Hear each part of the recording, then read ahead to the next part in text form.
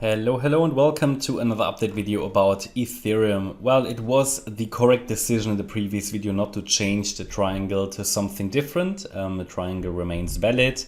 Ethereum tried to tease people again earlier today, and this is an absolute perfect Elliott Wave triangle count. I will still make a change though, but it purely relates to a possible extension of this Elliott Wave triangle. Yeah. So anybody who's not familiar with how these work, I mean, the idea currently is for Ethereum and Bitcoin's price to break to the downside in a C wave. Now, if that happens on the basis of, the triangle breaks here and tops in an E wave and we come down before we will recover again, we still talk about an overall uptrend. This is purely a corrective structure within an overall uptrend. At least that's the current interpretation. I will change my view below 1533. As I often say, the market is the boss here. It's not me. The market tells us when we have to change our view, because if we don't, we are not flexible, and that's a mistake many people make, right? Because if you're not flexible in these markets, you will be left out of profits and you will hang on to your losses, which is not good. But yeah, at the moment, the overall structure here, as explained in previous videos, is ideally a wave one to the upside here, which rallied between the 10th of March and the 16th of April. And now we're coming down this ABC structure. The question for me is, do we form a triangle here in a B wave and we break down straight away, or do we get a higher B wave? They're both possible options within the same scenario. However, I'm primarily following that triangle, and I've been tracking it in detail since Friday, because we knew, not much is going on the weekend. So we were tracking the detailed wave count of the triangle. And so far, no breakout to the upside occurred. And with an Elliott wave count like this, A, B, C, D, E, the idea would be for it to break to the downside anyway. But I'm increasingly aware of, not aware, how do you say? I mean, I'm very much cautious that this could just become an extended triangle. I did explain that on the Bitcoin chart as well. And Bitcoin's triangle count differs a little bit of Ethereum's, and I will align them now because I think it's more likely. It just doesn't really have the right look for it to break to the downside already. It can, of course, and the first indication that the triangle is breaking to the downside, there would be a break below 1876. Here the swing low that was made on Friday. But I think we rather deal with a larger triangle. So how do we label that? Again, for anybody who missed the comments in the previous videos, what I'm doing here, because not much is going on the higher time frame, of course, we're just doing a bit of education and label here the substructures of a triangle. So far, I think accurate. It's been spot on, at least, that we moved sideways on the weekend. That was the expectation in a triangle. But of course, it depends on, where do we break out in the end. The triangle count will give us the levels that we need to watch out for invalidation. And that is very, very useful. So let me just think. So we had obviously the A wave high in the triangle. That's the first wave in a triangle. That is at 1963. So a break above 1963 would indicate a breakout of the triangle to the upside. Okay.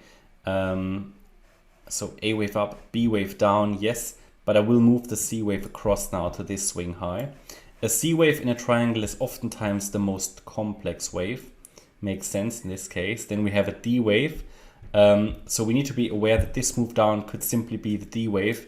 It could already be the E wave, and with the E wave top, it would break, or it would complete the triangle. If it now follows through and obviously breaks below the 1790 level here, the swing low, the B low, that would be a confirmation that the triangle breaks to the downside, because typically when a triangle breaks, the move is very swift afterwards. They are very fast. But we have no early indication yet. It would need very first an early indication that the triangle is breaking down, would be a break below 1876, but it could just simply be the D wave as well. Okay, so hope that makes sense. I said to you many times over the weekend, these triangles, they do extend out. It's pretty much guaranteed, especially on a lower time frame like that wave counts will shift and change.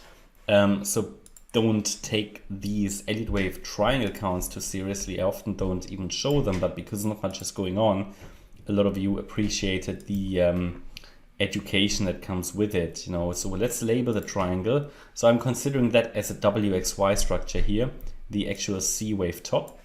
So that indicates there is a decent potential for the triangle to extend out a little bit with another D wave low and an E wave high, which would complete that B wave, after which we should sell off if this is the correct count. And then within the Y wave, yeah, for everybody who might ask, you know, how does that work out? So my view is that this is an A wave.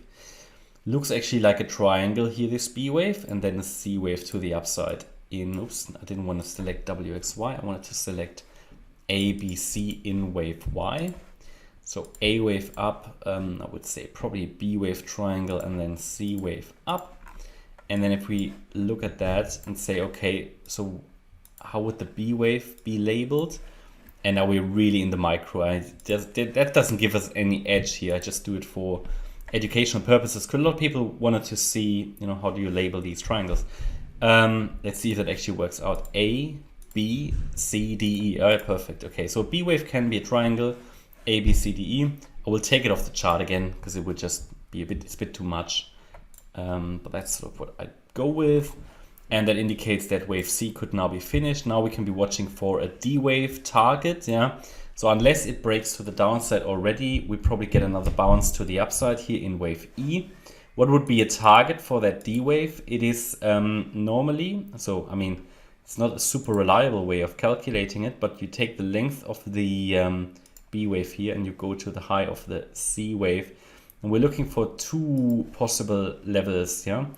The very first one to watch is the 38.2 extension. That's at 1874 for support of the D wave. The next one is 1833, the 61.8 extension. They are two levels to watch for a possible reaction. And then we need to see. Yeah, I wouldn't be surprised if this moves sideways for a bit longer in this extended triangle. The reason is that we have the Fed interest rate decision come, I think, only on Wednesday. So it might need another day or so of sideways movement. All right, that's my update about Ethereum. I hope you liked the update. If you did, please hit the like button, leave a comment and subscribe. And if you really like the content, then please check out the channel membership. Thanks a lot for watching. Bye-bye.